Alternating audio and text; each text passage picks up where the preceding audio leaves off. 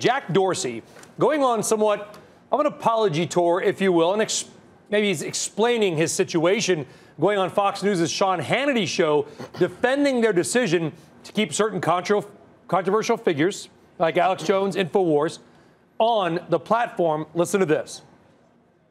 We do not shadow ban according to political ideology or viewpoint or content, period. Every model that we have on the network is really looking at the behaviors on the network. We take those behaviors as signals. And I do want to point out that these signals evolve minute by minute, hourly by hourly.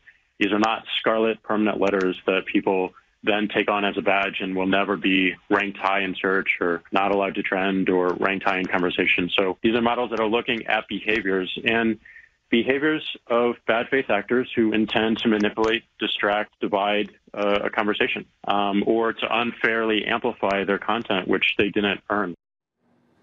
Now, all this comes, of course, after Apple, Facebook, even Spotify, YouTube, and other tech companies have cracked down on the InfoWars host. So 2 questions here.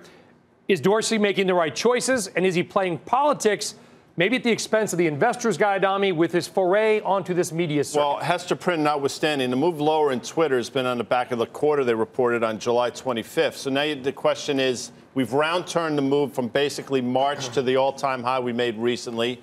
Is the stock value here? I happen to think it is. I don't think that last quarter was a disaster. I continue to say I think they use the wrong metrics. I don't think it's about daily active users or monthly active users at all. They make that mistake. They should get away with it. That's my opinion on the subject. But if you look at the quarter, I still think they're trending in the right direction. Maybe the stock got ahead of itself. But I think the fact that we've round-tripped the last 3 months makes it compelling right here. Is that scarlet letter? Scarlet letter? You heard him mention the scarlet letter. So I just interjected Hester Prynne, yes. And I figured you would understand that. That was a nice reference, Guy. What I would say is there's 2 things with Twitter. One, it's been highly correlated to the move of Facebook. And let's not confuse politics with policies. I think companies that have your data, that have a right to, that need to protect your data, secure it, in addition to collect it, are trying to figure out how, what the guidelines are. I think they're all struggling right now with this, and I think that's an overhang for the sector. But remember, the move to me in Twitter was not about their earnings. It was all about the move in Facebook. And look at the correlation between those 2 stocks. But is this a social media platform unlike any other, Tim, that it needs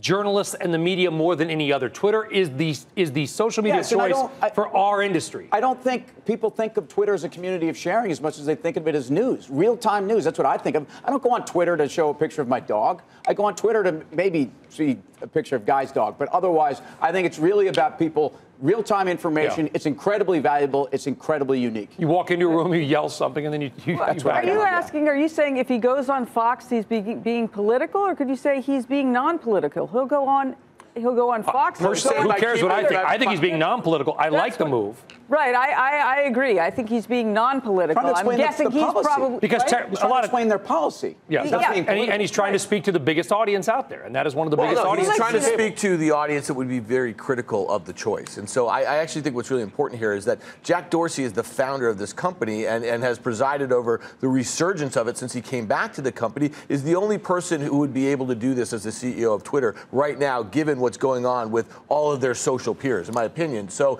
it may be a hill that he ends up dying on. He's doing a better job than Zuckerberg?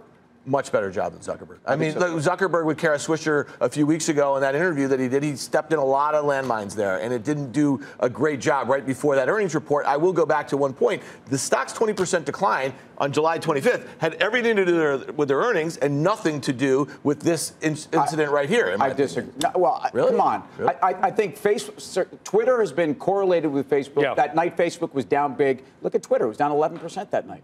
Yeah, okay, guys, we're going to continue the debate. Let's bring in another voice, a very smart voice, Axios media reporter, Sara Fischer. Okay, Sara, you heard our commentary. I'm sure, you've put stuff out. I'm sure you're hearing from the populace, people in our industry and otherwise. What are they saying about Jack Dorsey's recent moves? So the interview with about Alex Jones with Sean Hannity was actually a little bit coincidental. I wouldn't give him too much credit for being so politically savvy, because sources tell us that they actually had interviews on the books with NBC's Lester Holt for Nightly News next Wednesday and with CNN's Brian Stelter next Sunday. It just so happens that the scheduling worked out that Hannity's interview happened this week, and it was the first one. So it was good that he's appealing to conservatives and having that voice be heard on that outlet, but don't think that that's the only place he's going to go to explain it.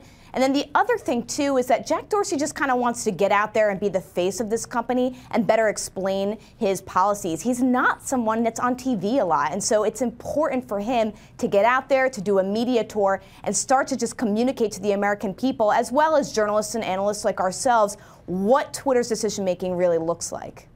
Yeah, it is. Is the reaction been favorable or unfavorable, Sarah?